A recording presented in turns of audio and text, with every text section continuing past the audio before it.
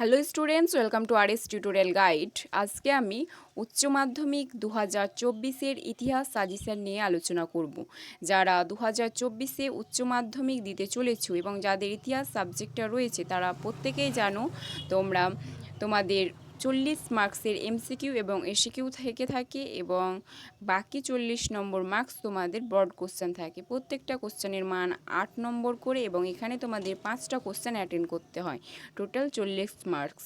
তো আমি এখানে তোমাদের 100% শিওর করে বলছি তোমরা যদি এই ভিডিওটা শেষ পর্যন্ত দেখতে থাকো এবং এই প্রশ্নগুলোর উত্তর তোমরা যদি তৈরি করতে পারো, তাহলে যে ব্রড কোশ্চেন থেকে তোমাদের 40 নম্বরের থাকে সেখানে তোমরা 40-এ 40 100% পাবে।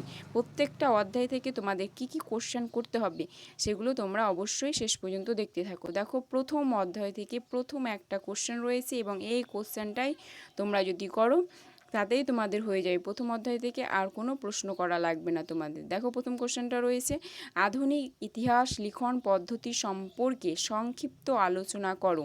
এটাই করলে তোমাদের হয়ে যাবে প্রথম অধ্যায় থেকে।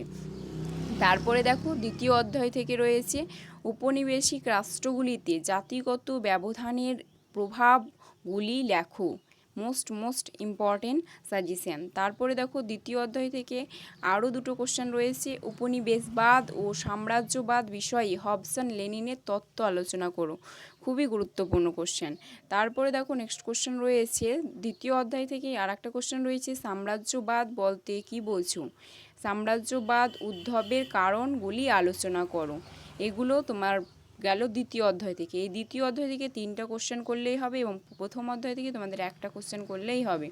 তারপরে দেখো, তৃতীয় অধ্যায়ের প্রথম কোশ্চেন রয়েছে, দেখো, চীনের ওপর আরোপিত অসম চুক্তি বলতে কী বোঝো? চীনের ওপর আরোপিত বিভিন্ন অসম চুক্তিগুলি পরিচয় দাও। Most important question. তারপরে দেখো, অবশিল্পায়ন বলতে কী বোঝো? উপনিবেশিক ভারতে অবশিল্পায়নের সম্পর্কে আলোচনা করো। খুবই গুরুত্বপূর্ণ কোশ্চেন। তৃতীয় অধ্যায় থেকে এই দুটো কোশ্চেন করলেই তোমরা কমন পেয়ে যাবে। তার মধ্যে এই 6এরটা বেশি ইম্পর্টেন্ট।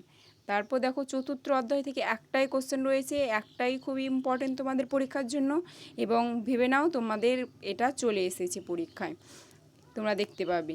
দেখো, প্রথম রয়েছে, দেখো, চীনের চৌঠা মে আন্দোলনের কারণ ও প্রভাব সম্পর্কে আলোচনা করো। এই প্রশ্নগুলি তোমাদের এক্সামের জন্য খুবই গুরুত্বপূর্ণ, সুতরাং তোমরা এই প্রশ্নগুলোর উত্তর অবশ্যই তৈরি করো। তারপরে দেখো, পঞ্চম অধ্যায় থেকে দুটো কোশ্চেন তোমাদের করতে হবে। প্রথম কোশ্চেনটা দেখো, 1935 সালে ভারত শাসন আইনের প্রেক্ষাপট, শর্ত ও গুরুত্ব সম্পর্কে আলোচনা করো। এবং দ্বিতীয় কোশ্চেন রয়েছে, দেখো, জালিয়ানওয়ালাবাগের হত্যাকাণ্ডের পটভূমি আলোচনা করো।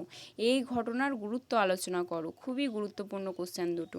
তারপরে দেখো, ষষ্ঠ অধ্যায় থেকে রয়েছে একটাই কোশ্চেন করতে হবে তোমাদের, খুবই গুরুত্বপূর্ণ কোশ্চেনটা, 1942-এর আগস্ট আন্দোলন বা ভারত ছাড়ো আন্দোলন সম্পর্কে যা জানো লেখো।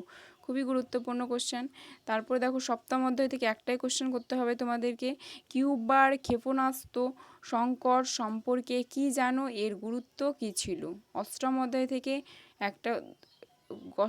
থেকে তোমাদের দুটো কোশ্চেন করতে হবে, স্বাধীন ভারতের প্রথম 3টি পঞ্চবার্ষিকী পরিকল্পনার লক্ষ্য ও গুরুত্ব আলোচনা করো। খুবই গুরুত্বপূর্ণ কোশ্চেনটা। তারপরে দেখো, নেক্সট কোশ্চেন রয়েছে, সার্ক প্রতিষ্ঠিত প্রেক্ষাপট আলোচনা করো। সার্কের উদ্দেশ্য কী ছিল? এই 8টা অধ্যায় থেকে যে কোশ্চেনগুলো তোমাদের বললাম সেই কোশ্চেনগুলোর অ্যান্সার যদি তোমরা তৈরি করতে পারো তাহলে তোমরা শিওর থাকো তোমরা 40-এ 40ই পাবে। এর বাইরে আর অন্য কোনো প্রশ্ন হবে না তোমাদের, এর মধ্যেই তোমরা 100% কমন পাবে।